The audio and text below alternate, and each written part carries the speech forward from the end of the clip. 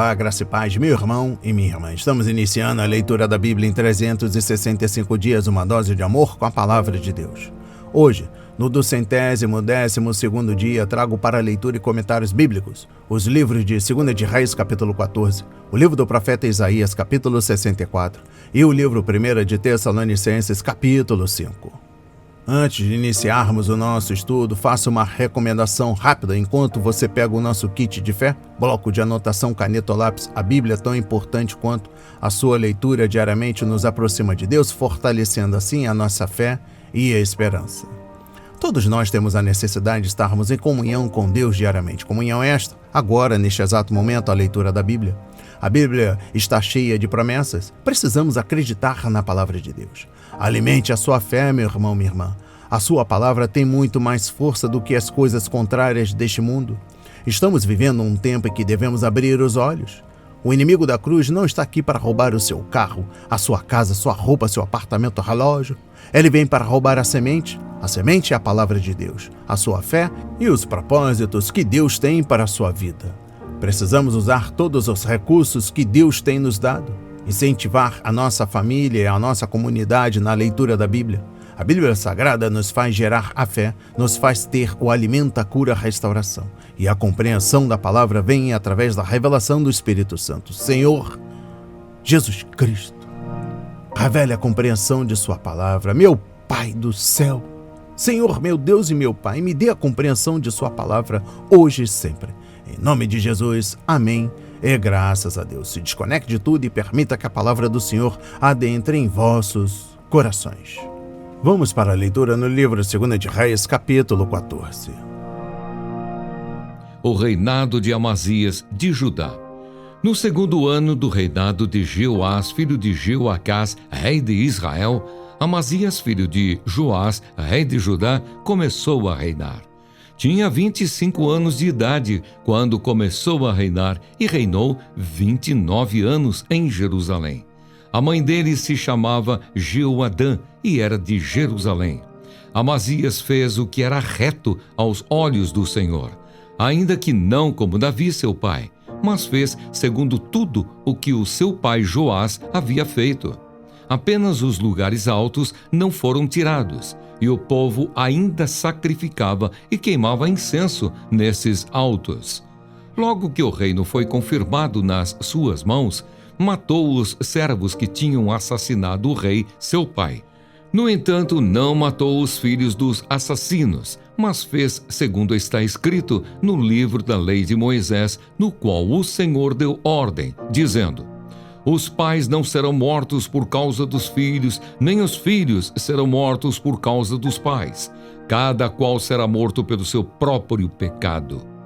Amazias matou 10.000 edomitas no Vale do Sal e conquistou a cidade de Selá na guerra, dando-lhe o nome de Jocteel, que ela conserva até o dia de hoje. Então Amazias enviou mensageiros a Jeoás, filho de Jeoacás, filho de Jeú, rei de Israel, dizendo: venha me enfrentar no campo de batalha.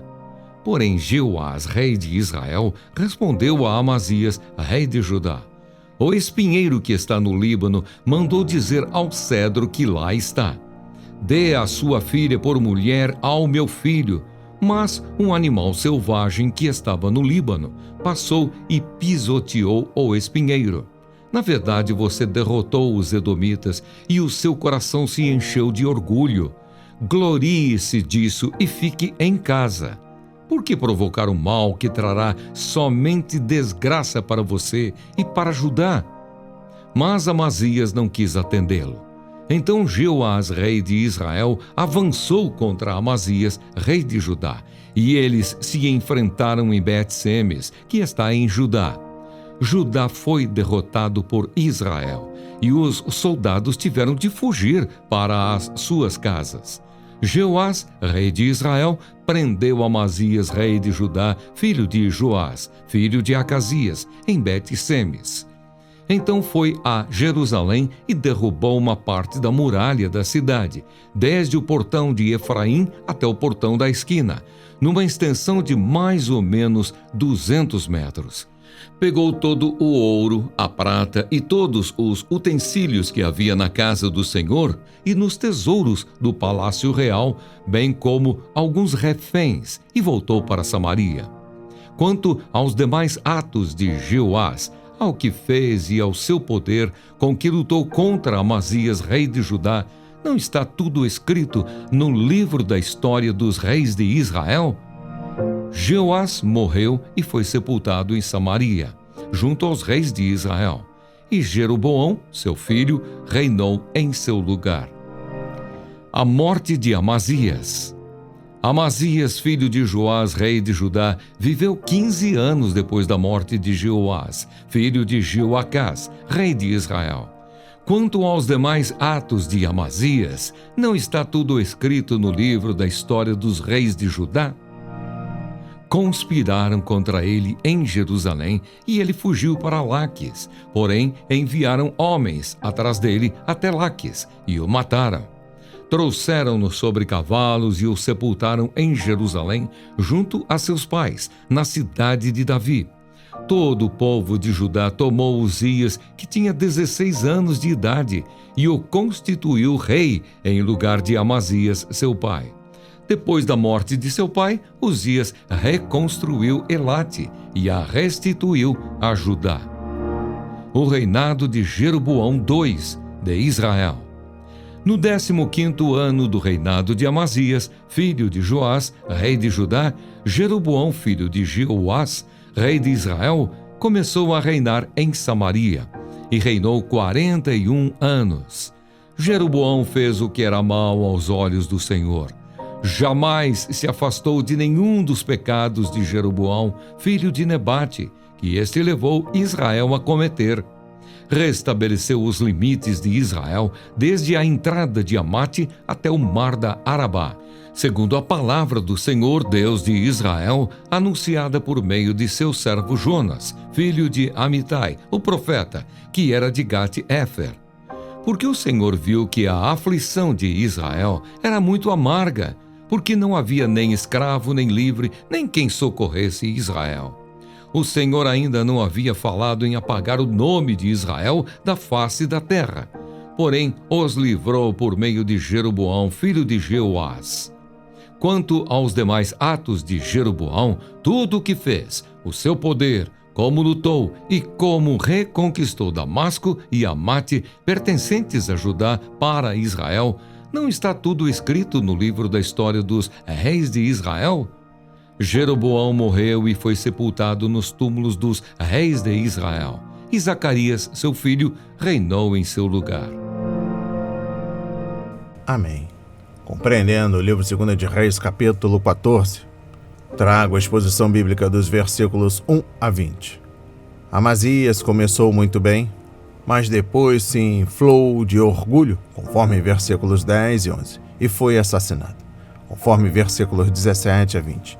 Ele cuidou para que fossem executados os homens que haviam matado seu pai e obedeceu ao prescrito em Deuteronômio 24, versículo 16, ao julgar apenas os transgressores e não as famílias deles. Se Amazias tivesse continuado a obedecer à palavra de Deus, sua vida e reinado teriam sido muito diferentes. Exposição bíblica dos versículos 8 a 14. Inflado por seu grande êxito contra Edom, Amazias procurou outros povos para conquistar e decidiu desafiar Jeoás, rei de Israel. Ele se esqueceu das palavras de Salomão, seu antepassado. Antes da sua queda, o coração do homem se envaidece, mas a humildade antecede a honra. Provérbios 18, versículo 12. Até o rei Jeoás o advertiu, dizendo que o orgulho dele iria arruiná-lo, conforme 2 de Reis, capítulo 14, versículo 10. Mas Amazias estava decidido a derrotar Israel e se tornar o governante de um reino unido. Exposição bíblica dos versículos 19 a 20. Amazias é uma figura trágica na história judaica. Ele teve grandes oportunidades e recebeu uma enorme ajuda do Senhor, mas foi um homem de mente dividida que não serviu a Deus de todo o coração.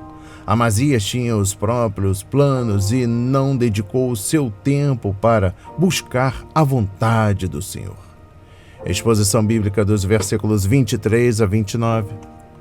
O êxito de Israel era apenas uma graça temporária, conforme versículos 26 e 27. Um verniz cobrindo os pecados e crimes que eram uma abominação aos olhos do Senhor.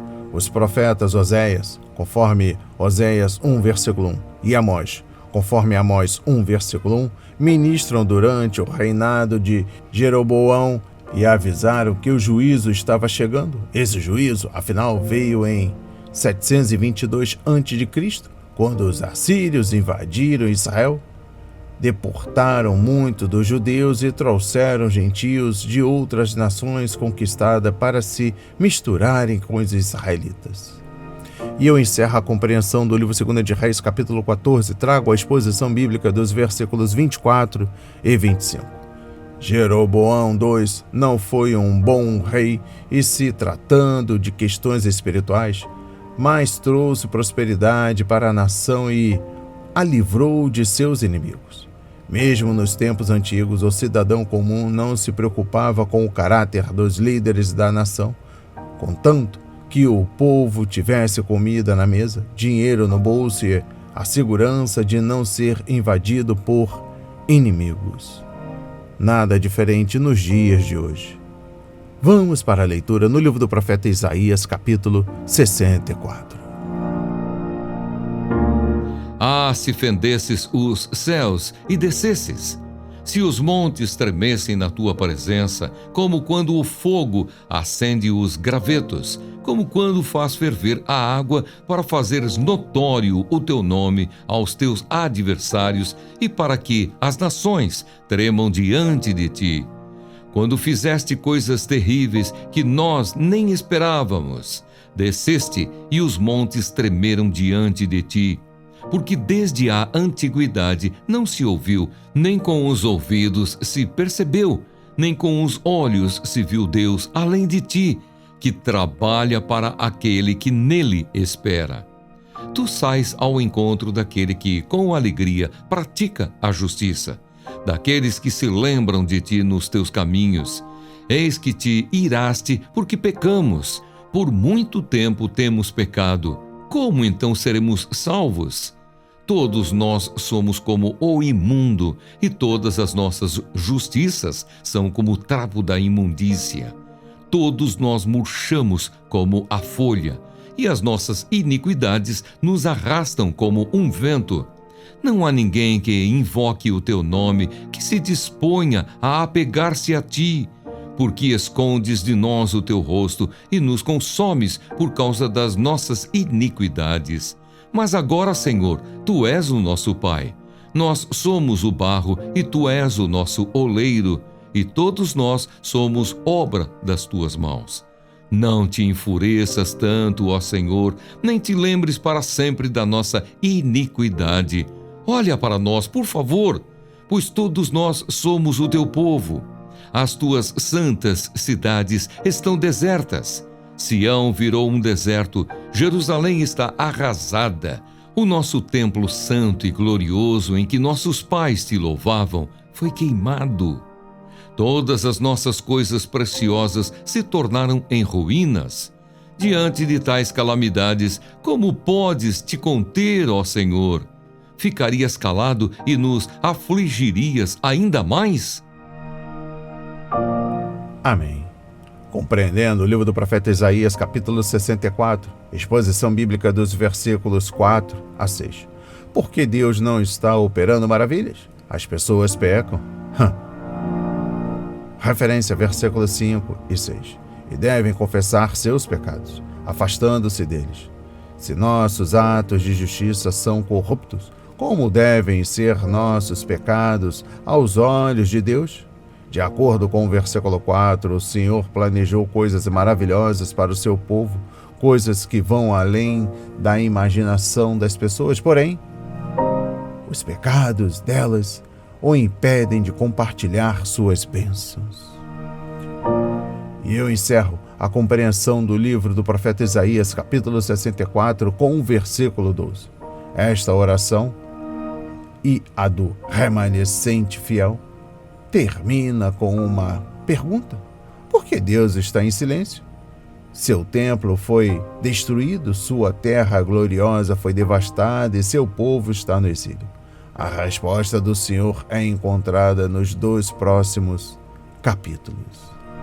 Vamos para a leitura no livro 1 de Tessalonicenses, capítulo 5. A vinda do Senhor é certa e repentina. Irmãos, no que se refere aos tempos e às épocas, não há necessidade de que eu lhes escreva, porque vocês sabem perfeitamente que o dia do Senhor vem como ladrão à noite. Quando andarem dizendo paz e segurança, eis que lhes sobrevirá repentina destruição, como vêm as dores de parto à mulher que está para dar à luz, e de modo nenhum escaparão. Há necessidade de vigilância. Mas vocês, irmãos, não estão em trevas para que esse dia os apanhe de surpresa como ladrão. Porque vocês todos são filhos da luz e filhos do dia. Nós não somos da noite nem das trevas. Assim, pois, não durmamos como os demais. Pelo contrário, vigiemos e sejamos sóbrios. Ora, os que dormem é de noite que dormem, e os que se embriagam é de noite que se embriagam. Nós, porém, que somos do dia, sejamos sóbrios, revestindo-nos da couraça da fé e do amor e tomando como capacete a esperança da salvação. Porque Deus não nos destinou para a ira, mas para alcançar a salvação mediante nosso Senhor Jesus Cristo, que morreu por nós para que, quer vigiemos, quer durmamos, vivamos em união com Ele. Portanto, consolem uns aos outros e edifiquem-se mutuamente, como vocês têm feito até agora. Conselhos finais. Irmãos, pedimos que vocês tenham em grande apreço os que trabalham entre vocês, que os presidem no Senhor e os admoestam. Tenham essas pessoas em máxima consideração, com amor, por causa do trabalho que realizam. Vivam em paz uns com os outros. Também exortamos vocês, irmãos, a que admoestem os que vivem de forma desordenada, consolem os desanimados, amparem os fracos e sejam pacientes com todos. Tenham cuidado para que ninguém retribua aos outros mal por mal. Pelo contrário, procurem sempre o bem uns dos outros e o bem de todos. Estejam sempre alegres. Orem sem cessar. Em tudo deem graças, porque esta é a vontade de Deus para vocês em Cristo Jesus. Não apaguem o espírito, não desprezem as profecias. Examinem todas as coisas, retenham o que é bom. Abstenham-se de toda forma de mal. O mesmo Deus da paz os santifique em tudo, e que o espírito, a alma e o corpo de vocês sejam conservados íntegros e irrepreensíveis na vinda de nosso Senhor Jesus Cristo. Fiel é aquele que os chama, o qual também o fará. Saudações. Irmãos, orem também por nós. Saúdem todos os irmãos com um beijo santo. Peço com insistência, em nome do Senhor, que esta carta seja lida para todos os irmãos. Bênção. A graça de nosso Senhor Jesus Cristo esteja com vocês. Amém. Compreendendo o livro 1 de Tessalonicenses, capítulo 5, a exposição bíblica dos versículos 1 e 2. Na Bíblia, a palavra dia pode se referir a um período de 24 horas ou um lapso de tempo mais longo, durante o qual Deus realiza algum propósito especial. Em Gênesis 2, versículo 3, a palavra significa 24 horas, mas em Gênesis 2, versículo 24, ela descreve o tempo, ou seja, toda a semana da criação. O dia do Senhor é aquele tempo em que Deus julgará o mundo e punirá as nações. Ao mesmo tempo, o Altíssimo preparará Israel para a volta de Jesus Cristo à terra, a fim de estabelecer o seu reino. Exposição bíblica dos versículos 3 a 5. Paulo instruiu seus leitores a viverem em expectativa, mas não de modo negligente.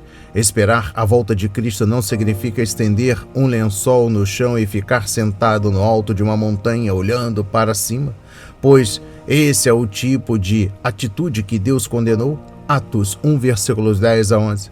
Aguardar o retorno do Senhor é viver à luz da volta de Jesus, percebendo que as nossas obras serão julgadas e que nossas oportunidades para o serviço na terra irão acabar. Significa viver com os valores da eternidade em vista. Exposição bíblica dos versículos 6 a 8. O cristão sóbrio tem uma visão calma e sadia da vida. Ele não é complacente, mas também não é frustrado. Nem tem medo. Pode ouvir as notícias trágicas do dia a dia, mas não desanima. O crente sóbrio passa pelas dificuldades da vida, mas não desiste, pois sabe que o seu futuro está seguro nas mãos de Deus. Por isso, ele vive cada dia de modo criativo, tranquilo e obediente. A exposição bíblica dos versículos 9 a 11. Nunca devemos permitir que o estudo da profecia se torne puramente acadêmico ou então uma fonte de tensão ou de discussão. Paulo encerrou esta sessão com a aplicação prática das escrituras proféticas, encorajamento e edificação. O fato de que encontraremos nossos entes queridos novamente e estaremos para sempre com o Senhor é uma fonte de encorajamento, conforme capítulo 4, versículo 18. É a realidade de que não sofreremos a ira de Deus durante o dia do Senhor, é outro motivo para nos encorajarmos. Capítulo 5, versículo 11. O primeiro é positivo, o segundo é negativo, e ambos nos consolam. Compreendendo o versículo 11, a verdade sobre a volta iminente do Senhor encoraja-nos a continuar puros, conforme 1 João capítulo 3, versículos 1 a 3, e a fazer fielmente a obra de que Ele designou para nós. Lucas 12, versículos 41 a 48. Também nos encoraja a ir à igreja e amar uns aos outros. Hebreus 10, versículo 25. Saber que estaremos com o Senhor nos fortalece diante das dificuldades da vida, conforme 2 Coríntios capítulo 5, versículos 1 a 8, e nos motiva a ganhar os perdidos, conforme 2 Coríntios capítulo 5, versículos 9 a 21. Exposição bíblica dos versículos 12 a 22. É triste quando os cristãos negligenciam ou ignoram a igreja local, assim como nenhuma família é perfeita. Nenhuma igreja local é perfeita, mas sem uma família para protegê-la e sustentá-la, a criança sofreria e acabaria sucumbindo. Da mesma forma, o Filho de Deus precisa da família como igreja se quiser crescer, desenvolver seus dons e servir a Deus. Exposição bíblica dos versículos 12 a 13. A despeito de suas limitações, os líderes espirituais de Deus devem ser respeitados e obedecidos, a menos que esteja claro que eles estão fora da vontade do Senhor. Uma vez que esses líderes se reúnem, planejam, oram, buscam o Senhor e seguem a vontade de Deus, podemos ter a certeza de que Deus os conduzirá e prevalecerá nas decisões que tomarem. E o resultado será paz e harmonia na igreja. Exposição bíblica dos versículos 19 a 21. Sem a palavra de Deus não temos a revelação clara do Senhor. A adoração que ignora a Bíblia não é espiritual. Pode haver emoção e até comoção, mas se não houver verdade espiritual, o Espírito Santo não estará agindo. As três admoestações nesses versículos andam juntas e ajudam-nos a entender como o Espírito Santo trabalha na adoração cristã. E eu encerro a leitura da Bíblia em 365 dias e o livro 1 de Tessalonicenses, capítulo 5, com a exposição bíblica dos versículos 23 a 28. Os últimos versículos de 1 de Tessalonicenses não contêm só uma bênção sincera para os seus leitores, como também um pedido de oração de Paulo. Um dos hábitos do apóstolo implicava começar as suas cartas com descrições do modo como ele já se encontrava em oração por aqueles a quem estava escrevendo e também encerrá-las com um pedido de oração. Ele enfatizava a natureza coletiva do corpo de Cristo. Quando oramos diligentemente por outros cristãos, podemos esperar que eles também orarão por nós. As palavras de hoje foram semeadas para as nossas vidas, para a honra e a glória do Senhor. Receba este alimento diário, não hesite, compartilhe. Deus está interessado na minha e na sua dor. Que Deus nos abençoe.